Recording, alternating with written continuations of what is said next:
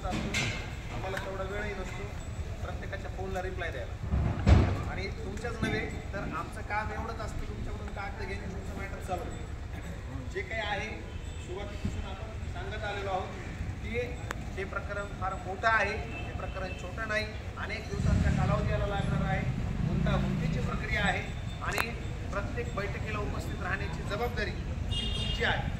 यामध्ये बसलेल्यांपैकी माझे अतिशय स्नेही असलेले बरेचसे मित्र आहेत, उदंडे साहेब आहेत, त्यानंतर आता हे मी सांगितलं माझे रक्ताचे नातेवाईक आहेत, पण त्यांना देखील बोलायला चर्चा करायला आमच्याकडे तेवढा फावला वेळ त्या ठिकाणी आम्हाला उपलब्ध होत नाही, आणि त्यामुळं आपण एक सुरुवातीला ठरवलेलं होतं की बैठक आपण घेऊन दर 2-3 महिन्याला आपण बैठकीत आजपर्यंत काय प्रोसेस केलेली आहे, पुढं काय करायचं आहे, काही नाही, या बाबतीमध्ये आपण विचार विनिमय करणार आहोत।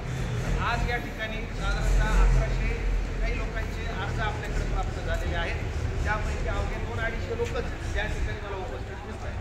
नाही, ही 700-800 जे अनुपस्थित लोक आहेत त्या पुढच्या बैठकीला ही सगळी आली पाहिजे, आणि त्यांना जोपर्यंत कळणार नाही आपण काय करायला लागलेलो आहोत तोपर्यंत त्यांना त्यांचं पुढचं पाऊल टाकता येणार नाही।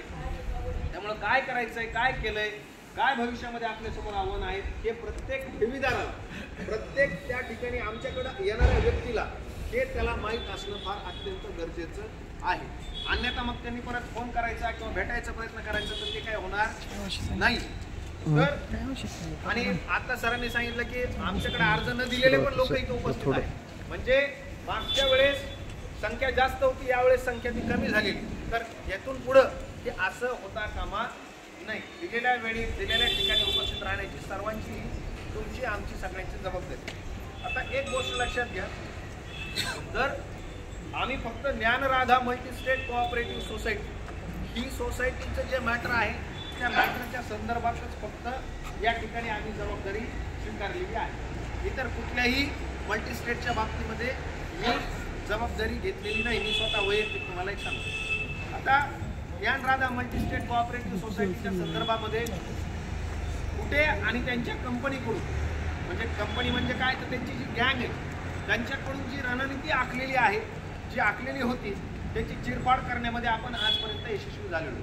त्यांनी काय केलं होतं, त्यांनी सगळ्यात पहिल्यांदा एक गोष्ट केली होती की कुठेवरती जी कारवाई केली जाते मग ती पोलिसांकडून आणि ईडीकडून ही कारवाईच इलिगल घोषित करा, ही कारवाईच कायद्याच्या चौकटीमध्ये नाही, कायद्याच्या चौकटीत न बसवता, त्याची प्रोसेस न फॉलो करता, with due process of law, concept of natural justice follow न करता त्यांनी ही सगळी पोलिसांनी कारवाई केलेली, आणि या टेक्निकल ग्राउंडवरती त्यांच्या सगळ्या झालेल्या FIR क्वॅश करा, त्यांची सगळी झालेली कारवाई, त्यांचे सगळे लागलेले सील हे सगळे ओपन करा म्हणून ते कोर्टामध्ये गेले होते, आणि त्यामध्ये अर्चना कुटे, सुरेश कुटे ह्या सगळ्यांना अटक झाली होती, आणि त्या अटकेच्या दरम्यान ती अटक अवैध घोषित करण्यात आली होती। तुम्हाला आठवत आहे, ती अटकच काय केली होती, बेकायदेशीर घोषित करण्यात आली होती, आणि त्या ठिकाणी पोलिसांनीच नव्हे तर ठेवीदारांच्या अज्ञानामधून देखील, फक्त पोलिसच त्यांच्यासोबत आहेत असं नाही, आपलं असलेलं अज्ञान हे देखील कुठे कंपनीला मदत करतात। लक्षात घ्या माझे शब्द काय, मी असं म्हणत नाही की ठेवीदार कुठेला मदत करतोय, ठेवीदारांचं अज्ञान हे कुठेला मदत करणारं ठरतंय। आता मग त्यानंतर ते आपण बंद केलं, आणि त्याच्यामध्ये त्यांनी जी रिट पिटिशन नंबर 1171 लिहून घ्या, बरेच लोक काय म्हणतात की आम्हाला नंबर दिले जात नाही किंवा काही नाही, रिट पिटिशन नंबर 1171/2024 हे जे रिट पिटिशन त्यांनी दाखल केलेलं होतं, आपण जेव्हा त्यामध्ये उतरलो त्याच्यानंतर त्यांनी ते प्रकरण बोर्डावर घेतलं नाही, लक्षात आलं। त्याच्यामध्ये शेवटची तारीख झाली 24/10/2024 रोजी, कधी झाली 24/10/2024 रोजी। त्या प्रकरणामध्ये त्यानंतर कधीही सुनावणी झाली नाही, कारण त्यांना लक्षात आलं की हे पण तोडीसतोड वकील घेऊन यामध्ये उतरलेले आहेत। मग त्यानंतर त्यांनी काय केलं आयडिया, तर रिट पिटिशन नंबर 1134/2024 हे दाखल केलं। आता हे काय आहे हे जरा नीट समजून घ्या, या ठिकाणी ठेवीदारांच्या अज्ञानामधून एक कुठेला मदत होती, ज्याच्यामुळे मी थोडासा अडचणीत आहे, ज्या ठिकाणी मला तुमची मदत लागणार आहे।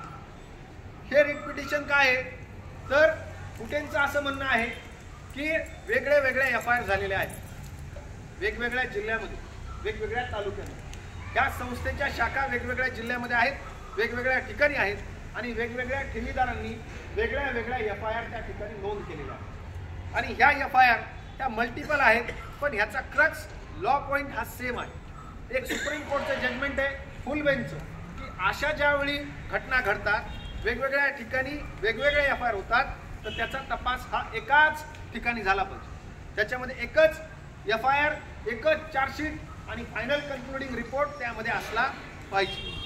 आता पोलीस कुणाच्या बाजूने मला एक सांगा, तुम्ही पोलीस ठेवीदाराच्या बाजूने का कुठेच्या बाजूने? ही अंधश्रद्धा दूर झाली तुमची, ते तरी बरं झालं।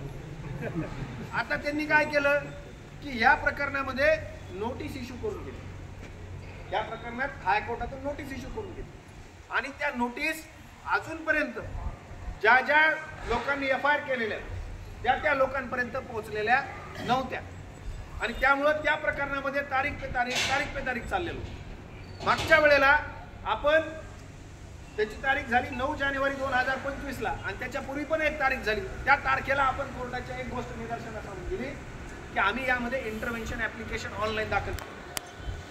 त्यामध्ये काही ऑब्जेक्शन्स आहेत, बऱ्याच लोकांच्या जन्मतारखांचं मिसमॅच आहे। आपल्या ठेवीदारांनी जो डाटा दिलेला आहे आमच्याकडे, त्याच्यामध्ये कुणाच्या स्पेलिंग मिस्टेक झालेल्या आहेत, कुणाचा जन्मतारखेचा प्रॉब्लेम झालेला आहे, कुणाच्या रकमांच्या तारखेचा, सगळ्यांचं आमचं हे दूर झालेलं नाही, त्यामुळे ते आजच्या बोर्डावर मॅटर नाही। मात्र त्यामध्ये पोलिसांकडून जाणीवपूर्वक या नोटीस सर्व्हिस केली जात नाही आणि याचा फायदा हा कुठेला होतोय आणि पोलीस हे सगळे कुणाला मदत करताय, कुठेला करताय। आता या प्रकरणामुळे काय झालेलं आहे की तपास नेमका